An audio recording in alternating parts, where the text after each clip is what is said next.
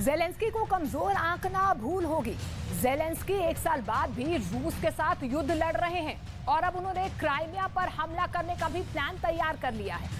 दावा तो यहां तक किया जा रहा है कि क्राइमिया पुतिन की वो कमजोर नस बन चुकी है जो परमाणु युद्ध भी करवा सकती है।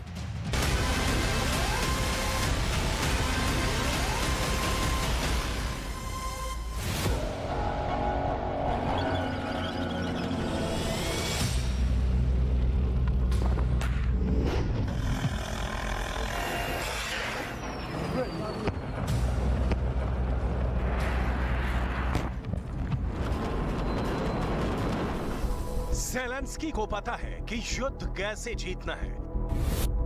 ज़ेलेंस्की जानते हैं कि आखिर हारी हुई बाजी को कैसे पलटना है।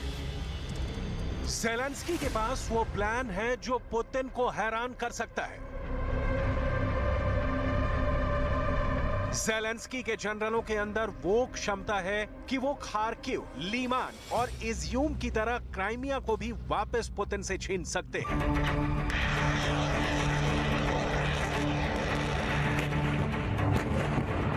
और यही वो इलाका है क्राइमिया जो अब यूक्रेन की जंग को नई दिशा देने का काम करेगा।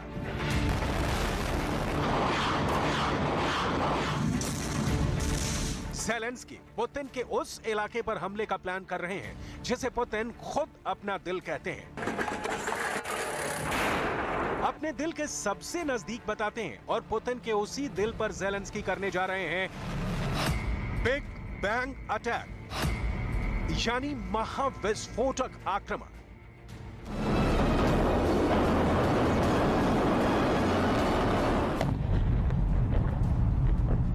आखिर क्या है ज़ेलेंस्की का ये महाविस्फोटक हमला और क्यों ज़ेलेंस्की ये अटैक प्लान कर रहे हैं? कैसे ज़ेलेंस्की यूक्रेन की जंग को 24 घंटे में खत्म करने की प्लानिंग कर रहे हैं?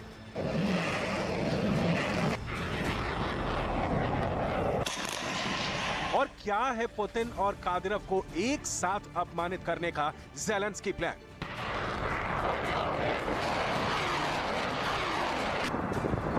पुतिन क्राइमिया को यूक्रेन से काटने की पूरी कोशिश में लगे हुए हैं और रूस ब्रिटेन को भी धमका चुका है कि अगर ब्रिटेन की कोई मिसाइल क्राइमिया पर गिरती है तो ब्रिटेन को भी युद्ध झेलना पड़ेगा।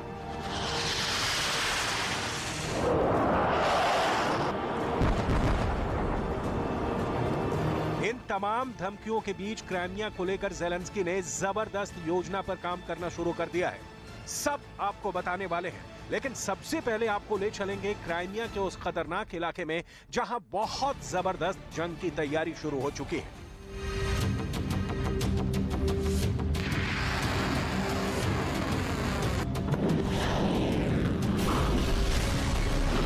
दुनिया के कई वॉर एक्सपर्ट्स का यह अनुमान है कि ज़ेलेंस्की पुतिन को अपमानित करने के लिए बिग बैंग स्टाइल में हमला करने वाले हैं और इसमें अमेरिका और नाटो के हथियारों का जबरदस्त इस्तेमाल होने जा रहा है।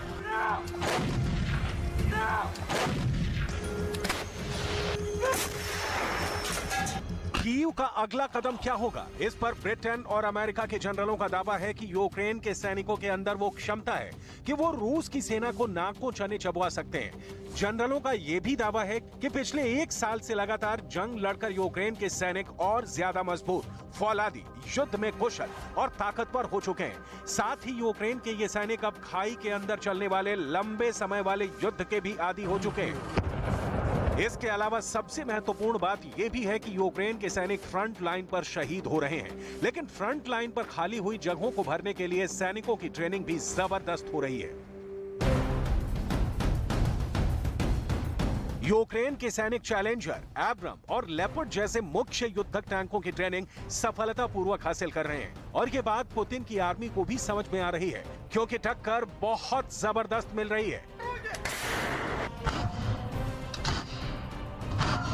ब्रिटेन की आर्मी में सेवा कर चुके कई जनरल और वॉर एक्सपर्ट ये मानते हैं कि आखिरकार यूक्रेन ही जंग में आगे बढ़ेगा और क्राइमिया को भी वापस लेने की तरफ फोकस करेगा, जो साल 2014 से ही रूस के हाथों में है। ज़ेलेंस्की का प्लान है कि क्राइमिया पर बिजली की रफ्तार से हमला किया जाएगा।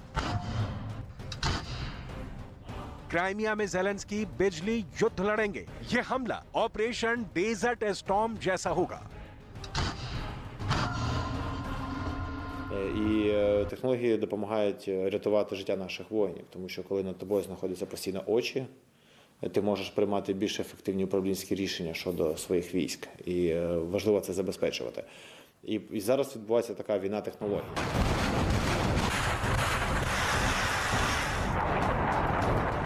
ज़ेलेंस्की क्राइमिया की जंग से पहले बखमूत में पासा पलटना चाहते हैं। ज़ेलेंस्की की योजना है कि बखमूत के 200 मील के अंदर रूस के हर सैनिक का खात्मा कर दिया जाए। सबसे बड़ी बात यह है कि क्राइमिया का सामरिक महत्व बहुत बड़ा है। यूक्रेन जानता है कि क्राइमिया को वापस लिए बिना यूक्रेन सुरक्षित नहीं रह सकता है। ज़ेलेंस्की की आर्मी की प्लानिंग सबसे पहले ये रहने वाली है कि क्राइमिया को रूस से अलग किया जाए और फिर क्राइमिया में रूस के सैनिकों को घेर कर सरेंडर करवाया जाए। ज़ेलेंस्की के जनरलों की योजना है कि क्राइमिया में रूस के हवाई ठिकानों पर हमला किया जाए। इसके अलावा काला सागर में रूस की नेवी को टारगेट किया जाए। साथ ही क्राइमिया में रूस के कमांड सेंटरों को उड़ा दिया जाए और क्राइमिया में रूस के सैनिकों की रसद को काट दिया जाए। अक्टूबर में क्राइमिया के पुल को उड़ा दिया गया था और पुतिन को डर है कि एक बार फिर क्राइमिया के पुल पर हमला हो सकता है। दरअसल ये क्राइमिया का पुल रूस के साथ क्राइमिया के जुड़ाव के लिए एक बहुत महत्वपूर्ण कड़ी है और अगर ये पुल टूट जाता है तो पुतिन के लिए क्राइमिया तक अपनी मदद पहुंचा पाना आसान नहीं रह जाएगा। ज़ेलेंस्की का प्लान है कि क्राइमिया के अंदर टैंकों, पैदल सेना और तोपखानों से हमला किया जाए। क्राइमिया पर हमला करने से पहले यूक्रेन के रिजर्व फोर्सेस को खास ट्रेनिंग दी जा रही है और इस प्रशिक्षण की पूरी निगरानी खुद ज़ेलेंस्की भी कर रहे हैं। ज़ेलेंस्की को लगता है कि जिस तरह 1991 में सद्दाम हुसैन के टैंकों को अमेरिका के टैंकों ने ऑपरेशन डेजर्ट स्टॉर्म के तहत पीछे धकेल दिया था, कुछ वैसे ही क्राइमिया के अंदर भी रूस के टैंकों को पीछे धकेल दिया जाएगा। इराक के युद्ध में सद्दाम हुसैन की किलेबंदी को कुछ ही घंटों में अमेरिकी सेना के एब्रम टैंकों ने तोड़ दिया था। इराक का ऑपरेशन डेजर्ट स्टॉर्म का मुख्य हमला सिर्फ 100 घंटे चला था और इन 100 घंटों में ही सद्दाम के सैनिकों का दम निकल गया था। ठीक ऐसा ही हमला अब ज़ेलेंस्की क्राइमिया के अंदर प्लान करने जा रहे हैं, यानी 100 घंटे में क्राइमिया फतेह की प्लानिंग हो रही है। दूसरी तरफ पुतिन क्राइमिया को रूस का गौरव मानते हैं। अमेरिका अभी भी ये नहीं मानता कि क्राइमिया रूस का हिस्सा है, लेकिन अमेरिका ये भी जानता है कि अगर रूस से क्राइमिया को छीनने की कोशिश की गई तो पुतिन परमाणु हमला भी कर सकते हैं। पुतिन ने रूस की आंतरिक सुरक्षा को लेकर एक बैठक बुलाई, शैक्षणिक संस्थानों में रूस के गौरवगान और आदर्शों पर जोर दिया और फिर एक बयान जारी किया। Как правило, только если какие-то трагедии случаются. Но мы договорились в свое время, что будем работать на плановой основе по таким вопросам. О чем речь? Речь о дополнительных мерах по совершенствованию профилактики правонарушений в образовательных организациях Российской Федерации. Докладчик министра внутренних дел, пожалуйста, Владимир Владимирович. पुतिन के सहयोगी व्लादिमीर सोलोवियोव ने तो ज़ेलेंस्की ही नहीं बल्कि ब्रिटेन को भी सबसे डरावनी धमकी दे डाली है। सोलोवियोव ने कहा कि यदि क्राइमिया पर हमले के लिए यूक्रेन ने ब्रिटेन की मिसाइल का इस्तेमाल किया तो ब्रिटेन को धूल में मिला दिया जाएगा। चारों तरफ ब्रिटेन में सिर्फ धूल ही धूल नजर आएगी।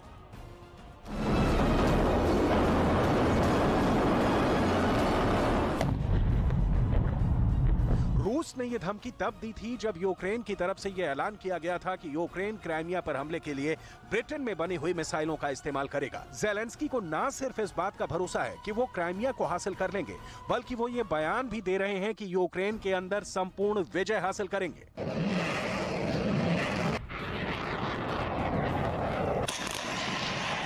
Сьогодні на ставці ми, як завжди, предметно розглянули ракетну програму, питання щодо боєприпасів. Увесь день максимальна увага, комунікації у форматі «Рамштайн», сьогодні засідання. Я дякую тим партнерам, чия рішучість цілком відповідає реальній ситуації і потребам на полі бою. Очікую доповідь міністра оборони за результатами «Рамштайну». सबसे बड़ी बात यह है कि क्राइमिया पुतिन के लिए प्रतिष्ठा का सवाल बना हुआ है। क्राइमिया की जीत के बाद रूस के अंदर पुतिन की स्थिति बहुत मजबूत हो गई, क्योंकि पुतिन ने रूस के लोगों को गौरव का एहसास करवाने की कोशिश की और खुद को एक राष्ट्र नायक के तौर पर पेश किया। लेकिन अगर क्राइमिया में ज़ेलेंस्की का हमला सफल हो जाता है और क्राइमिया रूस के हाथ से निकल जाता है, तो रूस के अंदर पुतिन को भारी फजीहत का सामना करना पड़ेगा और रूस के अंदर पुतिन की राजनीतिक स्थिति पर भी इसका असर पड़ेगा। ज़ेलेंस्की इसीलिए क्राइमिया पर अटैक करना चाहते हैं, क्योंकि वो ये बात अच्छी तरह से जानते हैं कि जब तक पुतिन को उनके घर में यानी मॉस्को के अंदर अलग थलग नहीं किया जाएगा, तब तक पुतिन को काबू में नहीं किया जा सकता है। इसीलिए ज़ेलेंस्की बहुत गंभीरता से क्राइमिया पर बहुत बड़े हमले की प्लानिंग में लगे हुए हैं।